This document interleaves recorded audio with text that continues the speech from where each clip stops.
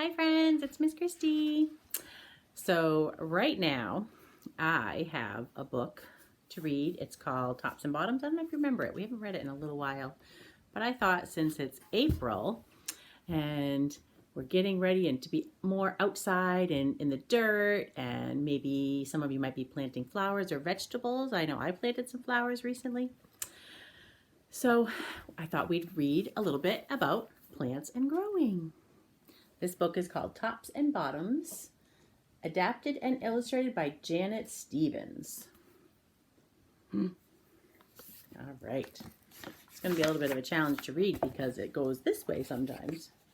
Do you remember that? Because there's plants that grow underground. Look, carrots are actually roots that we eat. And there's plants that grow above the ground, lettuce, and looks like celery, that we eat that part of the plant. All right, so I might get confoodled sometimes because which way do I hold the book? Okay, are we ready? Once upon a time, there lived a very lazy bear who had lots of money and lots of land. His father had been a hard worker and a smart business bear, and he had given all of his wealth to his son. But all Bear wanted to do was sleep. Sleep, sleep, sleep. Can I turn this way? How do I get rid of that bright? Let's go this way. We're moving. I'm sitting right by the fire because I'm a little chilly today. Now, not far down the road, there lived a hare. Although Hare was clever, he sometimes got into trouble. He had once owned land too, but now he had nothing. He had lost a risky bet with a tortoise and had sold all of his land to Bear to pay off the debt. Hare and his family were in a very bad shape. "The children are so hungry, Father Hare. We must think of something," Mrs. Hare cried one day. So Hare and Mrs. Hare put their heads together and cooked up a plan. Look at, they live in a hole in the ground and they can see Bear and they're thinking, what can they do? They sold all their land to Bear, so they don't have their own land. But they have lots of hungry kiddos.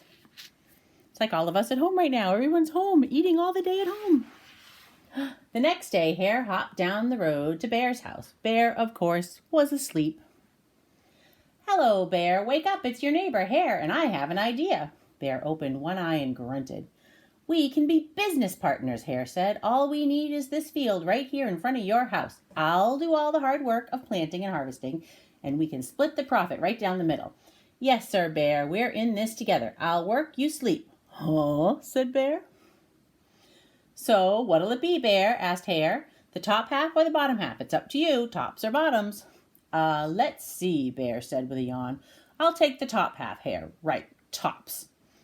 Hare smiled. "It's a done deal, Bear." Bear just wants to sleep.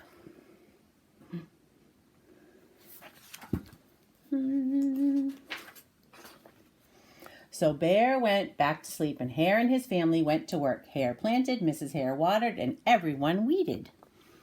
Got to take care of the weeds so that the plants will grow. Bear's sleeping, and they're working. Work, work, work.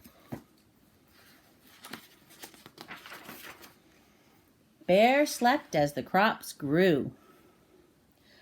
When it was time for the harvest, Hare called out, "Wake up, Bear. You get the tops, and I get the bottoms." Wake up, Bear. Sounds like a good deal. He's sleeping through everything. Hare and his family dug up the carrots and the radishes and the beets. Hare plucked off all the tops, tossed them into a pile for Bear, and put the bottoms aside for himself.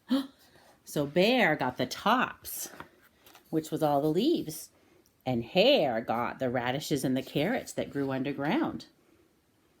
Oh. Bear stared at his pile. "But Hare, all the best parts are in your half." "You chose the tops, Bear," Hare said. "Now, Hare, you've tricked me. You planted this field again, and this season I want the bottoms." "Oh, you're going to plant this again, and I want the bottoms." Hare agreed. "It's a done deal, Bear." So Bear went back to sleep, and Hare and his family went to work. They planted, watered, and weeded. There they are, working again. And there's Bear sleeping again. I don't know if he's a very smart business bear. Bear slept as the crops grew. When it was time for the harvest, Hare called out, "Wake up, Bear, you get the bottoms and I get the tops." Wake up, Bear. He's been sleeping again. Hare and his family gathered up the lettuce and the broccoli and the celery. Hare pulled off the bottoms for Bear and put the tops in a pile for himself. Bear looked at his pile and scowled. He doesn't look happy. "Hare, you've cheated me again." "But Bear," Hare said, "you wanted the bottoms this time." Bear growled. "You plant this field again, Hare. You've tricked me twice, and you owe me 1 season of both tops and bottoms." "You're right, poor old Bear," sighed Hare. "It's only fair that you get both tops and bottoms this time. It's a done deal." Oh, I think that Hare is kind of tricky. Hare is another name for rabbit, right? And Bear says, "I want everything." But he doesn't want to do the work. So Bear went back to sleep, and Hare and his family went to work. They planted, watered, and weeded some more. And what did Bear do? Slept while they worked. Bear slept as the crops grew. When it was time for the harvest, Hare called out, "Wake up, Bear. This time you get the tops and the bottoms." There in front of Bear's house lay a high field of corn. Hare and his family yanked up every cornstalk. Hare tugged off the roots at the bottom and the tassels at the top and put them in a pile for Bear. Then he carefully collected the ears of corn in the middle and placed them in his own pile. Bear rubbed his eyes and watched. "See, Bear, you get the tops and the bottoms. I get the middles. Yes, sir, Bear.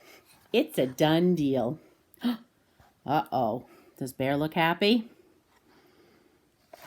He didn't get anything again. Now Bear was wide awake. "That's it, Hare. From now on, I'll plant my own crops and take the tops, the bottoms, and the middles." Hare and his family scooped up the corn and hopped down the road toward home. Look at Bear. He is not a happy bear. That rabbit tricked him again. Bear never again slept through a season of planting and harvesting.